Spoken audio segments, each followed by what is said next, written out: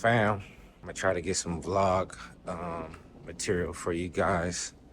So I'm here at the airport. Man, it's about 5:30 a.m.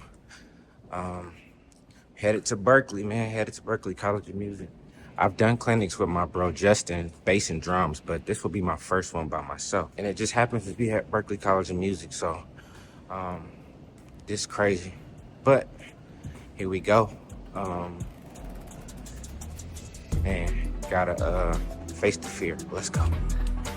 Listen to me very carefully. Listen to me carefully.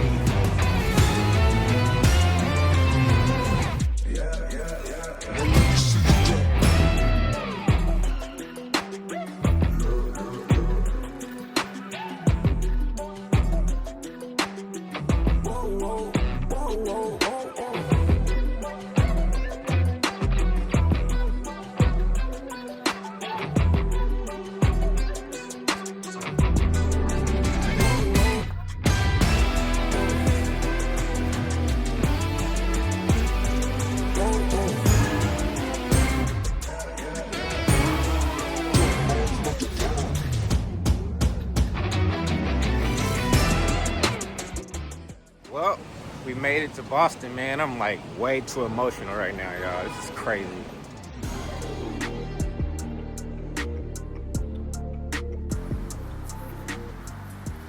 Damn. Welcome to Berklee College of Music, y'all. The greatest music school on planet Earth. Boom, shakalaka. Let's go, man. I'm way too emotional right now. It's crazy to be back here teaching, man. Like, shoot, this is crazy, yo. Credential building.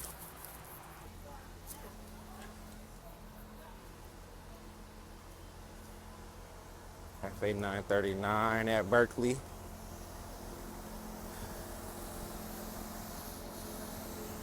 Heinz Convention Center.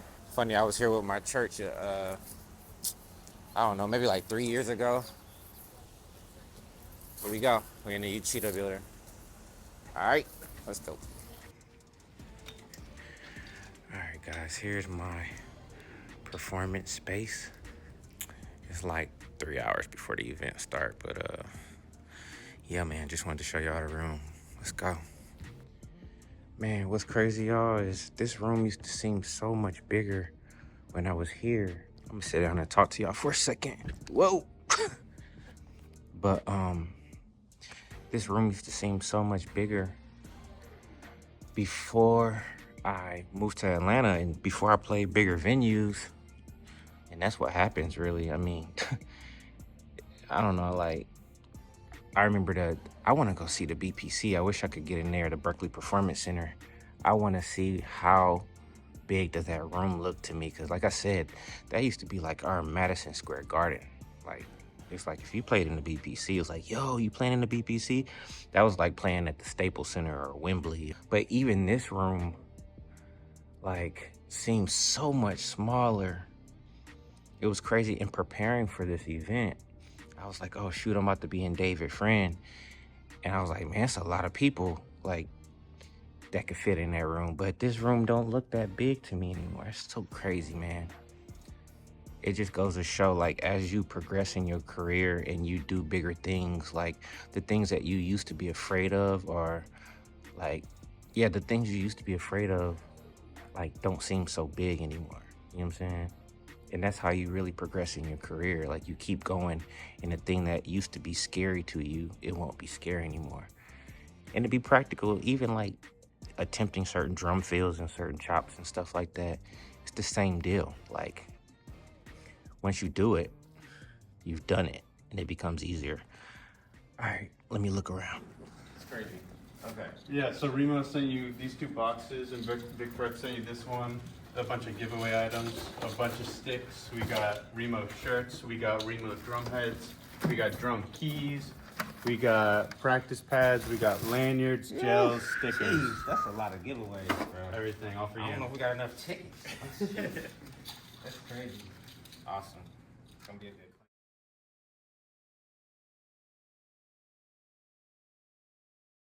Here we're going to be enjoying Mr. Carlin Muccular. Yes. I have to tell you a little bit about him because I'm going to take my time here because we are incredibly proud of this young man.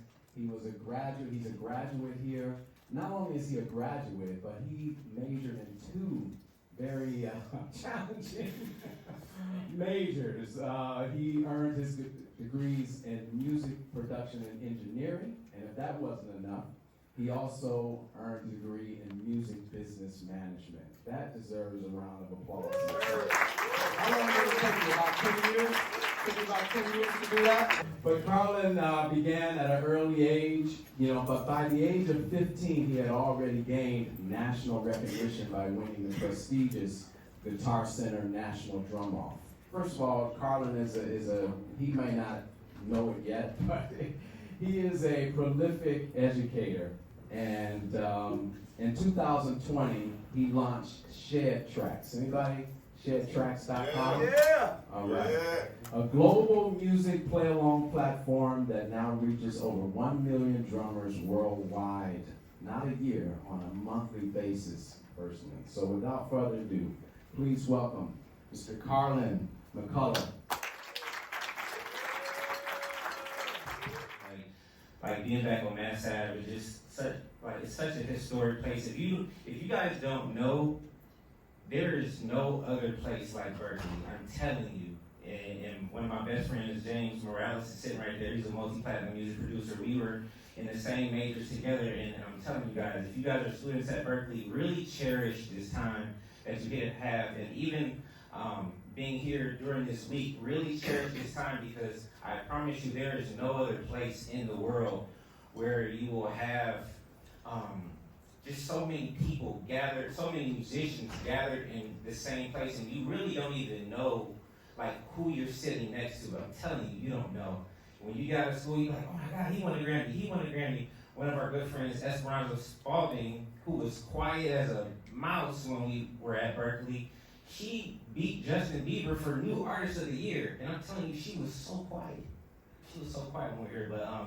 But yeah, just really, really treasure your time here, man. And I'm grateful. Thank you to Cherry Around Israel and Berklee again for having me. And yeah, we're going to have a good time today. Let's get a little bit more advanced with this learning gospel chops. Let's see.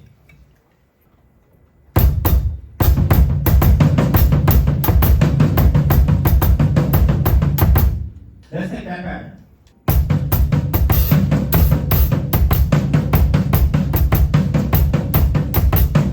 So we just took a pattern.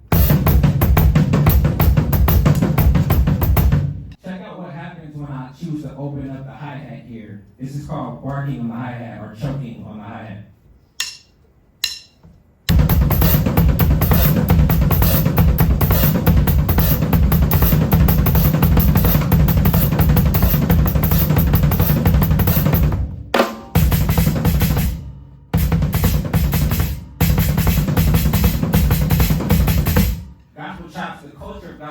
Is about really trying to be as creative and weird and do stuff that people has never seen before. That's really the goal. And I did mention displacement earlier. Displacement is basically when you take a beat that is expected in a certain place and you displace it, you move it, and to the listener, it's like, oh my God, it was crazy. And it's just literally just, I don't know if it's just a human thing that we expect things in certain places, but when you move it out the way, it's just kind of like a shock and it works in music. I did that a lot in that song during that solo section. Check this out.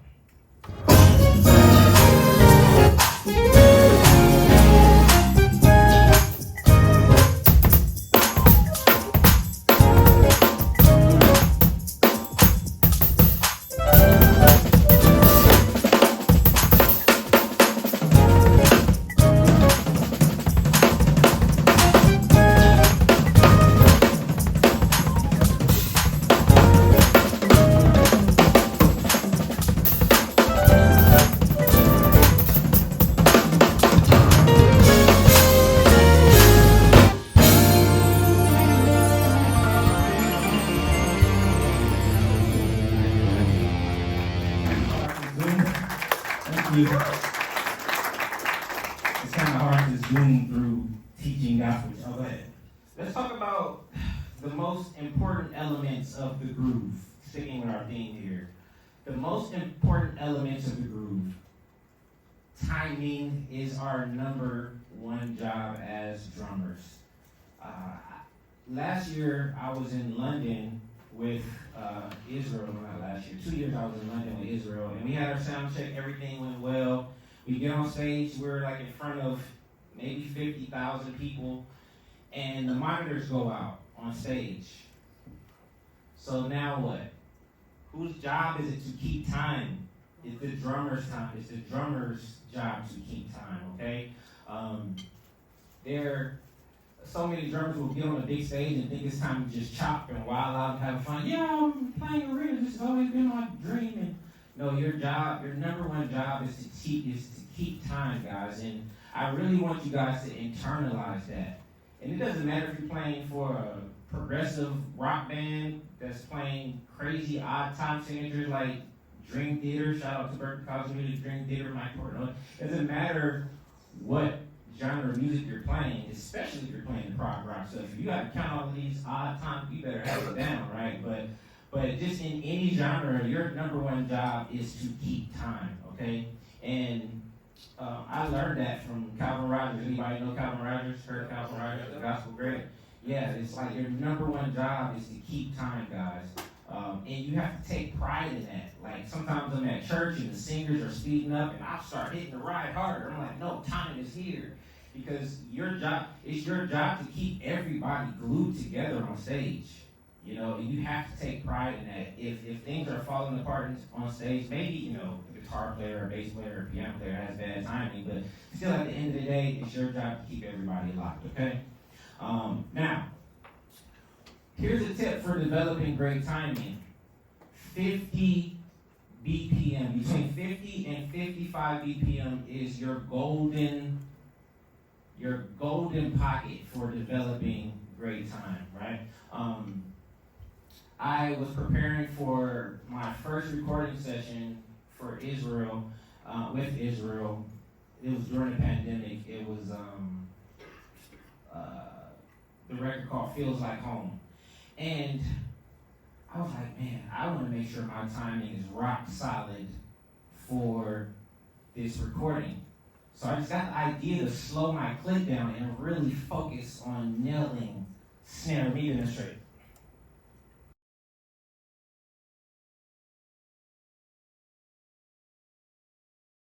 Stakes are getting higher. We're going to double up the prizes. 204-3814. You're going to win a shirt, some gels, and a key.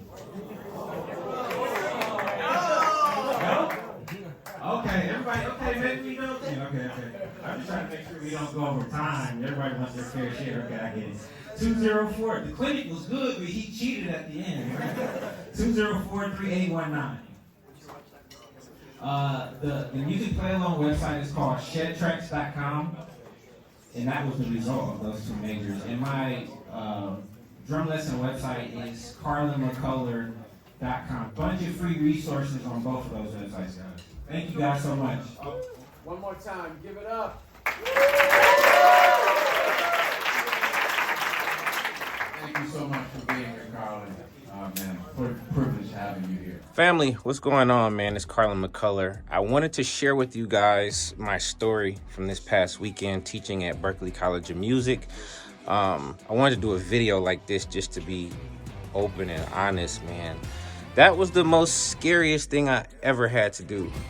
Many of you may not believe it, but that was the first drum clinic that I've ever done by myself. I've done some collaborative clinics, bass and drums and stuff like that, but talking in front of some Berklee, like a crowd at Berklee for 2 hours is different, you know? I'm a drummer, so I'm not used to holding a microphone in my hand, right? You know, you got some singers and stuff, people that's used to talking to the crowd, but, you know, as backing musicians, we're usually in the back, we chilling. And I've played arenas, I've played stadiums, I play at a big church. Like, I've played in front of a lot of people, but being up front and holding a microphone and keeping people's attention and making sure you say everything right, like, is a hard thing to do, you know? So, man, this was the scariest thing I ever had to do, guys, but I knew it was something that I had to do to move forward in my career. You know, I've pretty much done everything I wanted to do on the drums, and now, like, I've really committed to teaching. And it's so funny, man, like how God took me really from one mountaintop to the next. Like, just to get the call from Berklee is crazy, right? And so I was literally afraid, guys. Like, I mean, afraid. But here's the thing. Like, when I got in that room at Berklee, because I'm a graduate of Berklee, right? So when I got in that room, it was the same room I used to sit in as an 18-year-old. It was at the David Friend Recital Hall. Some of you guys may know it. David Friend Recital Hall. And that room used to look really big to me. Like, the lights, not really big, but bigger than I remembered it. So I was super afraid to do this clinic. But when I got to the school on Saturday and I walked in the room where my clinic was going to be at David Friend Recital Hall, the room looked so small to me, man. And that's a message in itself, right? Sometimes you just got to show up, and like, when you show up, you just never know what type of energy is going to meet you there. So when I got in that room, my fear left, because it was actually in my head. My fear was in my head, but when I got in the room looked super small, because I've played bigger rooms and bigger venues and arenas and stuff since I've left Berklee. So the room that I remembered in my head was actually small. And here's what I'll leave you guys with. I had to move forward with this. Like, I couldn't turn Berklee down because of fear. Like, and for many of us, there's a lot of things that we are afraid to do, right? We're afraid to post online, or we're afraid to start a YouTube channel, or we're afraid to start the business, or we're afraid to do, I don't know. All of us face fears, right? I'm telling you guys, I was terrified to do this, and I'm not ashamed to say it. But again, like I said, I had to move forward, right? So I'm a Christian, so speaking in biblical terms, like, you all may be familiar with the story of David and Goliath. You know, David slayed this huge giant named Goliath, and then David got all these rewards for slaying the giant Goliath, right? So the thing is, Goliath was standing on some land that belonged to David. God gave that land to David, but there was actually giants standing on the land that was promised to him by God. And so for many of us, there's many things that belong to us, but we have to slay these giants in our lives. We got to conquer these fears. Goliath was a Jebusite, but there was like Hivites and Amorites and Canaanites and Girgashites and all these other ites that actually lives on the land that belongs to us as musicians, as people, but you have to conquer the fear first. So it's so crazy, y'all. Now that I feel like I've conquered that fear of speaking in front of people, I feel like if any of you guys watch WWE or WWF, for some of you guys, you become a champion, and now you get this championship belt, and you get the energy of a champion. You take on the character of a champion. Many of you know The Rock, Hulk Hogan, whoever. Like, now I feel like a champion. Now I feel like I got a belt on my shoulder because I've conquered one of those ites that was standing on the land that belongs to me, where I know I'm supposed to be in my career, right? So, you know, man, we slayed Goliath, man, and I'm excited about it. So I just wanted to share that with you guys, man. Look out for a lot more content from me, especially live events, because that's one of the things. Like, I like teaching on YouTube, but connecting with people is just on a different level. Like, it's different when you feel energy from people in person, man. So shout out to everybody that was there in the room at Berklee. It was incredible, man. Like, thank you to Chair Iran Israel. But it was just crazy, man. The whole experience was crazy, but I really needed to do that, man. I just wanted to share that experience with you guys. All right, so conquer your fears, move forward. I promise you, you'll never become what you are supposed to be if you do not move forward and conquer those fears. All right, guys. All right, peace.